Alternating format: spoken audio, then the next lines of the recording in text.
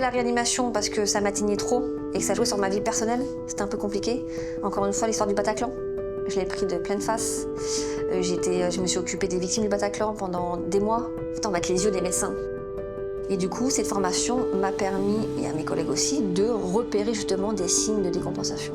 J'adore mon métier et que moi, pour rien au monde, vraiment, je changerais. Pour moi, c'est le plus beau métier au monde.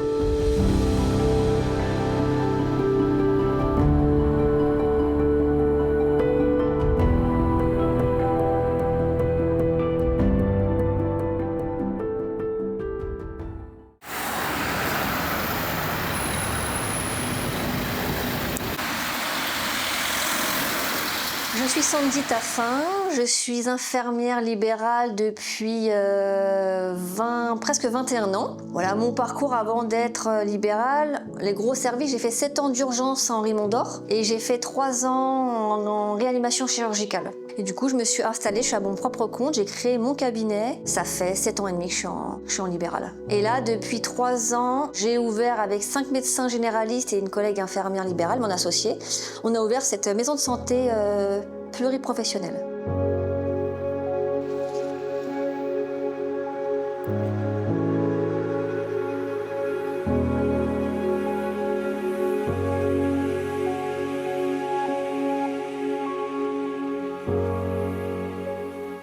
Donc là, on va avoir une patiente. Donc là j'ai le bip pour mes patients chroniques, le couple. D'accord. Et du coup, j'en profite, je vais avoir une patiente voilà, qui s'est fait retirer une espèce de kyste dans le genou. Donc c'est pansement tous les jours et après tous les 2 jours. Voilà, on a commencé la prise en charge il y a quelques jours.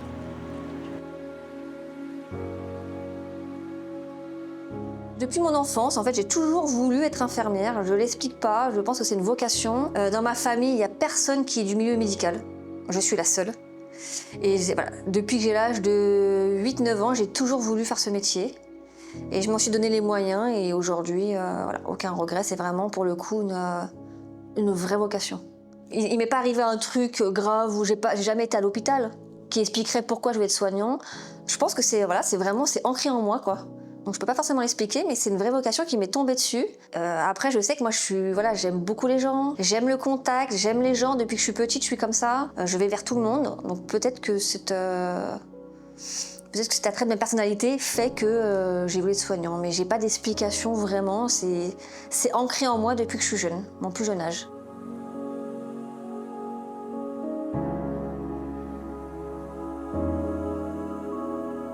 Ça a été cette nuit ? Oui, pas eu de douleur. Ah mais oui, j'ai quand même. Non. Oh, ça dure quand je tends trop la jambe, ça dirait. Ouais, ça va. On va surveiller parce que c'est un petit peu plus rouge qu'hier. Hein. Vous n'avez pas de douleur ? Non. Non. Là, quand j'appuie, ça va. Pas de douleur, rien. D'accord. Alors pourquoi libéral ? Déjà, voilà, donc j'ai fait des services quand même assez durs pendant 10 ans. J'ai fait les urgences de Mondor et la Réachir. La Réachir, donc j'étais de garde pendant le Bataclan. La Réachir, c'est quand même des décès quasiment toutes les semaines. On a des jeunes qui décèdent. Et j'ai 3 ans là-bas, c'était, je pense, extrêmement quand même compliqué. C'est vraiment un service de pointe. Voilà, donc je me suis dit, il faut que je quitte ce service. En plus, je prenais de l'âge, donc plus on prend de l'âge et plus je trouve que c'est quand même difficile, toutes les situations où on perd des jeunes de 16 ans, 17 ans. Qui décèdent d'accidentés de la route, voiture, moto, peu importe. Et le Bataclan, je pense, m'a fait réfléchir quand même à beaucoup de choses. Je me suis mise dans le libéral sans forcément connaître ce que c'était, pas avec une grande envie, je le cache pas. Mais ce challenge, j'aime bien toujours avoir un petit challenge, et ce challenge d'être en même temps infirmière libérale et à mon compte, parce qu'on est quand même chef d'entreprise. Voilà, je me suis dit, allez, je me lance là-dedans. De toute façon, infirmière, je peux être infirmière partout. Donc je peux très bien me lancer en libéral et après revenir en arrière sans aucun problème. Et je regrette pas mon choix parce que j'adore, voilà, vraiment, j'adore ce que je fais. J'ai appris sur le tard aussi, parce qu'effectivement, on est confronté à être toute seule en libéral. Hein. À l'hôpital, on est encadré par les médecins, par une équipe infirmière. Et là, en libéral, on se trouve vraiment toute seule. Mais j'ai vraiment aimé ce challenge-là. Et tant que ça me plaît, je continue. En fait, le libéral, je me suis aperçue que c'est vraiment une deuxième famille. On crée des liens très forts parce que du coup, on va chez les patients tous les jours. Donc j'ai une base de chroniques quand même le matin. J'ai peut-être 20-25 chroniques que je fais le matin. Donc chroniques, c'est-à-dire que c'est des patients que je vais tous les jours, souvent des personnes âgées. Donc les patients diabétiques, les personnes à qui je donne des traitements. J'ai beaucoup de patients quand même atteints de démence. Et voilà. Et du coup, je rentre dans leur intimité. Ils m'ont accepté, parce que c'est quand même pas évident pour eux d'accepter une infirmière qui vient les réveiller tous les matins. Et de voir leur sourire. Voilà, ils me disent sans prétention que je suis leur rayon de soleil. Et ça, rien que ça déjà, se lever le matin pour aller voir les patients qui sont isolés, qui n'ont pas de famille, qui sont seuls, on a la seule visite de la journée, rien que ça motive d'aller voir les gens, effectivement. Et puis voilà, leur apporter, alors c'est pas que des soins à proprement dit, hein, c'est pas que les pansements, quelque chose comme ça, c'est aussi leur apporter une écoute. Dans les patients aujourd'hui, ils ont besoin d'une écoute, d'être rassurés, par rapport aussi à tout ce qui s'est passé, le Covid, c'était très anxiogène. Donc le fait, ils voyaient plus personne, plus de famille, plus personne, on était vraiment le seul lien, quoi, avec l'extérieur. Donc du coup, rien que ça les a rassurés, et voilà. Rien que ce métier, d'apporter cette assurance, ce réconfort, les soins que je leur prodigue aussi, mais encore une fois, c'est pas le soin le plus important, c'est vraiment tout ce qui découle à côté. Mais moi, je suis très proche de mes patients, donc je crée une proximité, une relation de confiance. Donc quand je suis pas là pendant une semaine ou deux en vacances, par exemple, tout de suite, ils sont tristes, quoi. C'est que j'ai le droit de partir en vacances, ils me le disent, mais ils sont quand même tristes, quoi. Donc, et c'est là qu'on voit vraiment ce lien. Donc se lever tous les matins pour avoir le sourire de mes patients âgés ou peu âgés, peu importe. Rien que ça, et pour rien au monde, je changerais. Je suis partie au Vietnam, donc j'aurais ramené ça aux patients. Et là, c'est quand je suis partie au Guatemala. Bon, ils sont contents, du coup. Ah, Pierrette, je lui montre mes petits magnettes du Vietnam et du Guatemala. Donc, donc ma journée, elle commence, on va dire, à 7h15 chez le premier patient. On ne peut pas commencer trop tôt parce que on a quand même des chroniques, des personnes âgées. Donc voilà, et le matin, donc je fais à peu près 7h15 le premier patient. Je termine aux alentours de 12h30, 12h45. Ensuite, j'ai une pause déjeuner, si elle est possible. Hein. Des fois, elle n'est pas forcément possible en fonction de la charge de travail. De 13 à 14. Je suis dans une maison de santé avec mes 5 médecins associés. Donc en fait, on s'est dit qu'entre 13 et 14, on se réunissait, l'équipe, pour manger ensemble. Ce qui fait quand même un petit moment convivial dans la tournée qui est quand même assez lourde. Après, je repars à domicile. Alors le matin, j'en vois à peu près, ça peut aller entre 25 et 30 le matin, patient. Donc il faut vraiment avoir un rythme assez speed quand même. Hein. Et l'après-midi, je repars à domicile pour faire 2-3 patients. Et après, j'ai une permanence au cabinet qui est en gros de 16h à 17h30. Sachant que moi, je reste au cabinet, parce que je suis la coordinatrice du cabinet. Donc je reste au cabinet des fois jusqu'à 19h30, 20h. Ce qui me permet de voir des patients qui travaillent. Je les prends sur mes jours à moi.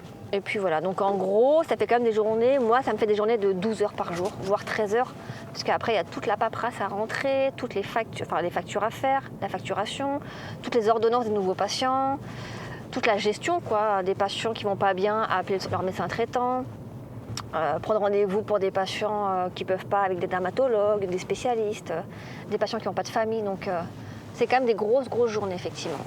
Et la journée, ça peut être entre 40 et 50 patients. Voilà. Donc voilà, exemple type où le camion s'est mis là, je peux pas me garer. Le stationnement.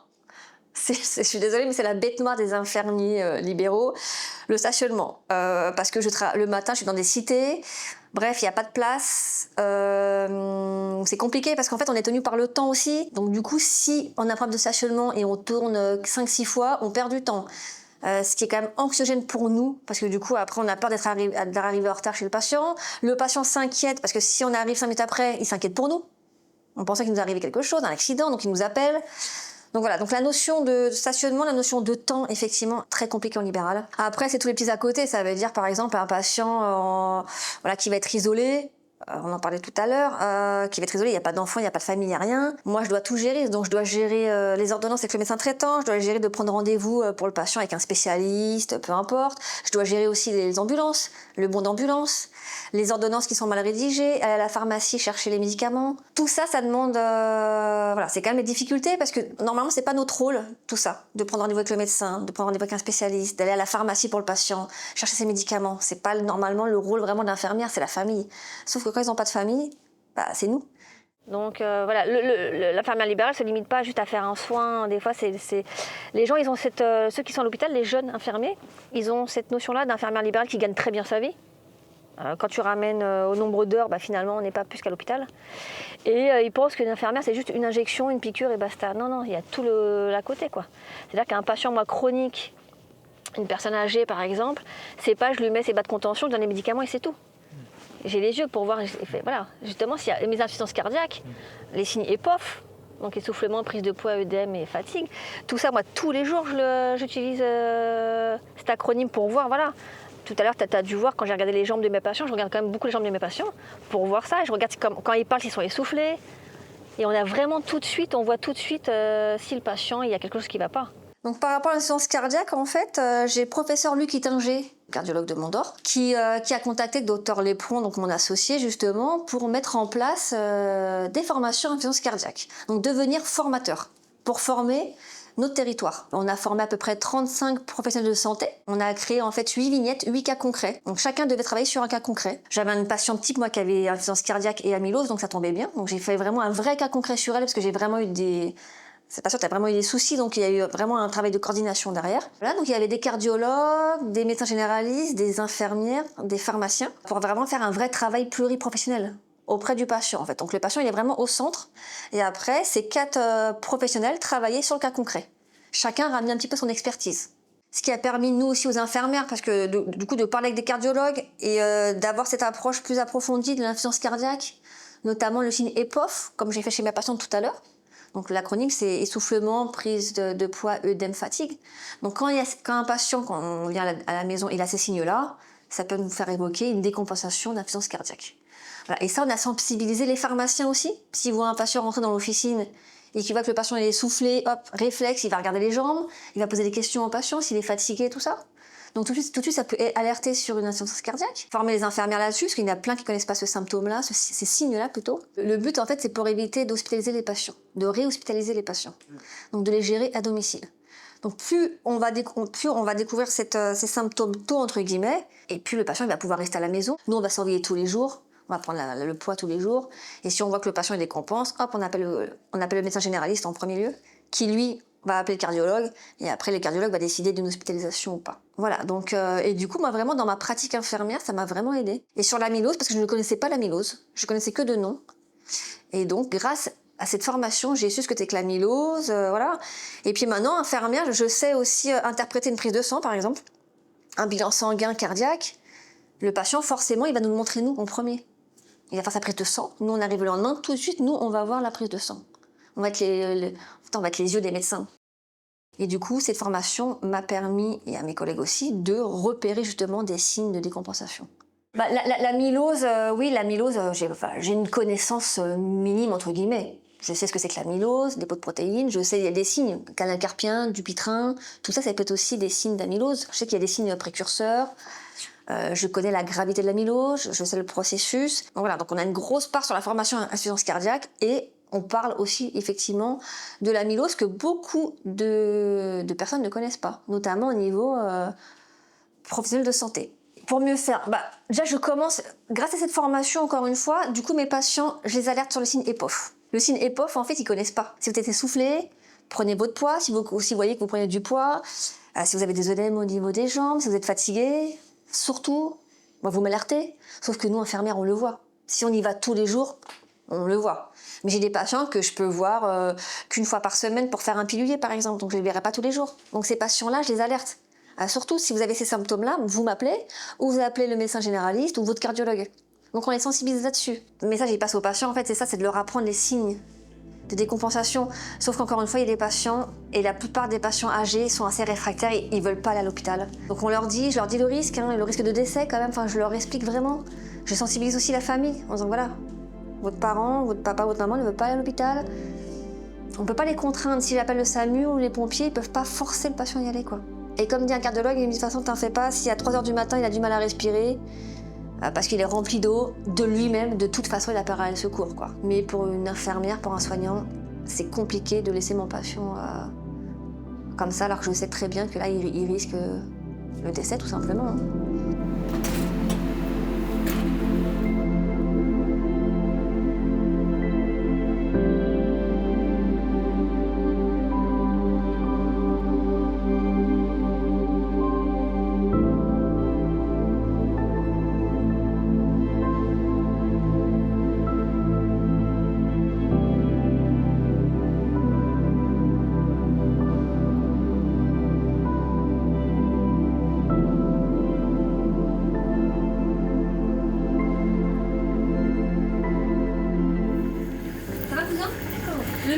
avez vu ma copine vasculaire. Donc elle m'a dit tout était bon. Les artères et les veines sont bons. Ouais, il n'y a rien. D'accord? Et la prise de sang, il faut bien la faire. Hein. D'accord?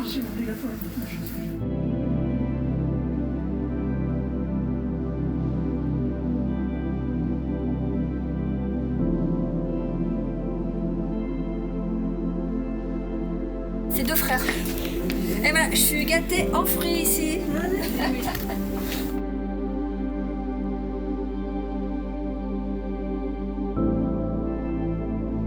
Alors, j'ai pas le diagnostic, mais les patients ont un diagnostic lourd. Et qui prend derrière? C'est l'infirmière. Donc comment je gère? Alors moi, j'ai beaucoup d'empathie pour mes patients. Donc j'avoue, je suis quand même un peu une éponge, hein, j'absorbe tout, leur malheur, la misère, enfin vraiment. Donc c'est un peu compliqué, je t'avoue.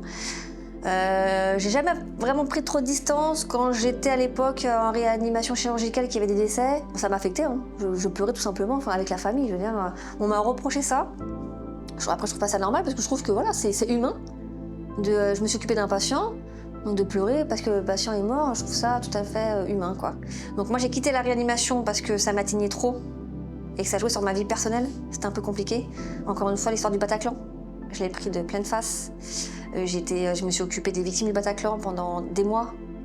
Donc c'est ce qui m'a fait aussi basculer en libéral. Hein. Je me suis dit, bon là c'était quand même compliqué. Mais ça reste que, comme je disais tout à l'heure, le libéral, les patients restent ma deuxième famille. Donc quand je vais perdre une patiente qui a 95 ans, c'est comme si je perdais quelqu'un de la famille, donc ça reste quand même assez douloureux. Pour certains, j'assiste à l'enterrement. Voilà. Je demande à la famille si je peux venir à la cérémonie, à l'enterrement. La famille, bien sûr, est d'accord parce que je fais partie aussi de leur famille quelque part. Donc,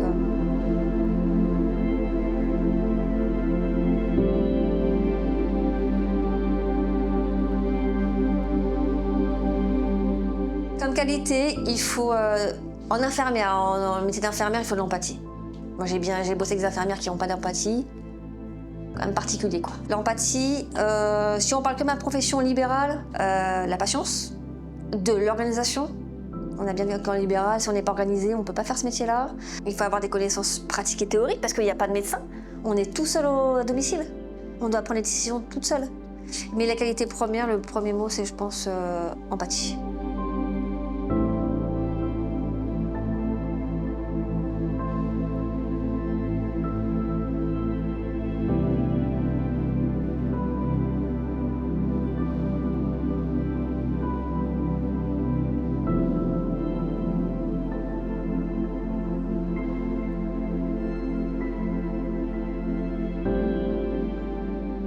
Ce qui a aussi lancé les infirmières, c'est aussi toutes les séries qui sont passées un peu américaines. Donc il faut quand même la réalité du terrain. Ça veut dire que sur l'hôpital en libéral, c'est beaucoup d'investissement. On travaille les week-ends, on travaille à Noël, on travaille les jours de l'an, on travaille les jours fériés. Tout ça, ça a un impact sur notre vie privée. On a une pause déjeuner le midi, des fois elle saute. Hein. T'as pas le temps de manger parce que t'as trop de patients. Donc il faut que les jeunes ils connaissent cette réalité-là. Il y a des points négatifs, hein, comme dans tout métier. Faut pas non plus penser qu'on gagne des milliers des cents, parce que ça, c'est ce qu'on entend dans les jeunes qui sont à l'école d'infirmiers, c'est que l'infirmière gagne 10 000 € par mois, ce qui n'est pas vrai. Ce qui peut être vrai, mais si tu fais 14 heures ou 15 heures par jour. Mais voilà, mais il y a tout l'amour que les patients nous apportent, les personnes âgées, enfin, ils nous apportent quand même, ils sont tellement riches dans leur passé, dans leur expérience, c'est génial. Moi, je me nourris de mes patients âgés, je me nourris de ce qu'ils me racontent, de leur vie antérieure, quoi. C'est vraiment... Chaque patient a un truc à raconter, c'est jeune ou moins jeune même. Voilà, donc c'est un métier vraiment, les jeunes qui veulent se mettre là-dedans, c'est un métier passionnant. Je pense que c'est vraiment un métier de passion. Donc qu'est-ce que je conseillerais déjà? Si un infirmier veut faire du libéral, prendre 2 téléphones. Un téléphone pro, un téléphone perso, ça c'est sûr. Mais après, il faut qu'ils sachent qu'effectivement, il y aura des contraintes derrière. Donc, mais que c'est un métier, encore une fois, fantastique et que j'adore mon métier et que moi, pour rien au monde, vraiment, je changerais. Pour moi, c'est le plus beau métier au monde. Je pense que beaucoup vont dire ça dans leur profession, mais pour moi, ça reste le plus beau métier du monde. Et j'encourage vraiment les jeunes. Voilà, faut aussi qu'il y ait quand même cette... pas forcément une vocation pour tout le monde, mais il faut aussi qu'il y ait cette envie de soigner, l'envie de prendre soin de l'autre, qu'il y ait de l'empathie, forcément, d'aider son prochain. Bon, c'est une phrase un peu bateau, mais en gros, c'est ça quand même. Voilà, c'est vraiment un partage de soi, quoi. Et en libéral, il faut se livrer. Mes patients, moi, ils connaissent ma vie. Je peux dire ce que je veux, bien sûr. Mais quand on va voir les patients tous les jours, forcément, on rentre dans leur vie, on rentre chez eux, mais eux rentrent dans notre vie aussi, quoi. Donc, il faut ce partage des deux côtés.